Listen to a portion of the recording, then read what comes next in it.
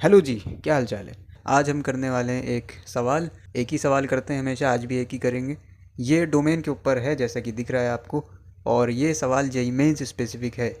Advance level के सवाल भी करते रहेंगे, लेकिन आजकल जेईई मेंस पर भी लोग ज़्यादा फोकस कर रहे हैं, तो उसके लिए भी सवाल लाएंगे, ठीक है।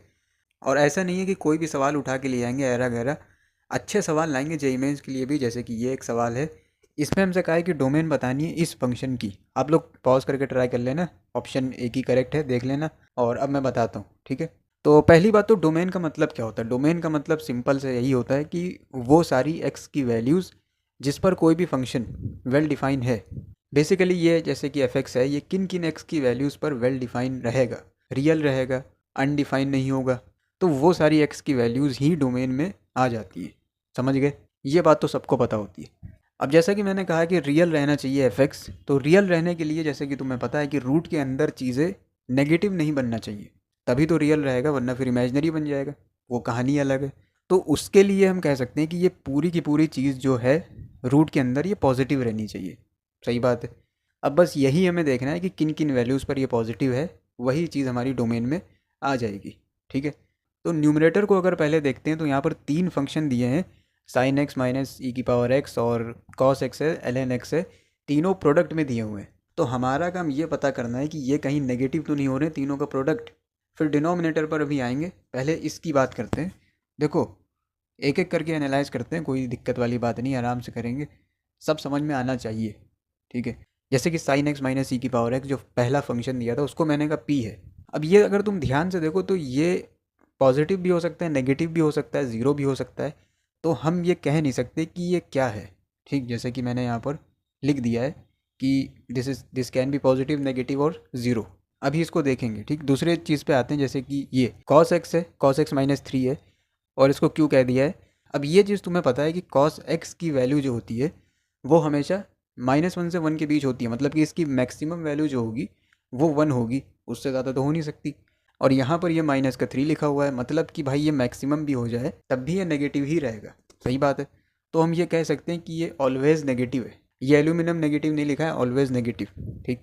अब आखिरी जो फंक्शन एल एन वाला दिया था वो L N X plus two था, इसको आर कह दिया है। अब देखो, एल एन एक्स कब डिफाइन होता है, तुम कहोगे कि जब एक्स पॉजिटिव हो या फिर स्ट्रिक्टली ग्रेटर देन ज़ीरो हो, तभी तो डिफाइन होता है। मैंने कहा सही बात है। तो यहाँ से ये पता चला है कि भाई एक्स जो है वो पॉजिटिव ही रहेगा।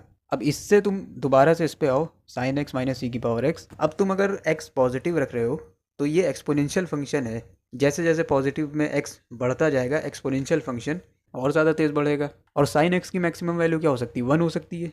तो साइन एक्स की तो औकात ही नहीं है इसके आसपास पहुंचने की। तो ये भी तुम कह सकते हो कि ये ऑलवेज नेगेटिव है, क्योंकि हमने यहाँ पर कंडीशन फाइंड कर ली है एक्स ग्रेटर देन ज़ीरो, तो तब तो भाई ये नेगेटिव ही रहेगा।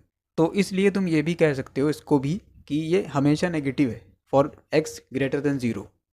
तो अब मामला कुछ कुछ समझ में आ रहा है कि ये तीन function P Q R greater than zero तो होना चाहिए, या फिर इक्वल टू ज़ीरो भी हो सकते हैं, क्योंकि न्यूमरेटर में है तो वो तो ज़ीरो हो सकता है। बहरहाल हमें यहाँ पर इतना पता है कि पी जो है वो हमने देख लिया ऑलवेज नेगेटिव, क्यू जो है ऑलवेज नेगेटिव, क्योंकि ये दोनों नेगेटिव नेगेटिव मिलके पॉजिटिव बन गए हैं। तो आर को तो भाई पॉजिटिव ही होना चाहिए, क्योंकि आर अगर नेगेटिव हो गया बाय चांस तो भाई चीज़ें ऐसी की तैसी हो जाएगी ना। तो इसलिए हम कहेंगे कि आर भी भाई पॉजिटिव होना चाहिए, तभी ये इक्वालिटी इनइक्वालिटी जो भी है सेटिस्फाई होगी। अब L N X plus two negative भी हो सकता है, ज़ीरो भी हो सकता है और पॉजिटिव भी हो सकता है, लेकिन हमें पॉजिटिव ही लेना है। तो इसका मतलब कि ये पॉजिटिव, तो यहाँ से एक्स की वैल्यू आ जाएगी ग्रेटर देन या इक्वल टू 1/e²। समझ गए। तो ये हमने कर लिया न्यूमरेटर का एनालिसिस। अब आ जाओ डिनोमिनेटर पे। यहाँ पर हमें ये दोनों चीज़ें दी हुई हैं, पॉलिनोमियल। तो देखो, इसके बारे में पहले देखते हैं। अब वही बात है कि ये क्योंकि रूट के अंदर है तो पॉजिटिव होना चाहिए, और साथ में ज़ीरो नहीं होना चाहिए, ये भी एक बात है। अब ये पता करने के लिए कि ये पॉजिटिव है, नेगेटिव है या क्या है, उसके लिए तुम इसको डिफ्रेंशिएट कर सकते हो, कैलकुलस मेथड से जा सकते हो। लेकिन यहाँ पर एक स्मार्ट अप्रोच है कि हम इसको ट्राई करेंगे कि होल स्क्वायर में कन्वर्ट कर लें। अब उसके लिए कुछ 3-5 करना पड़ेगा, जाहिर सी बात है।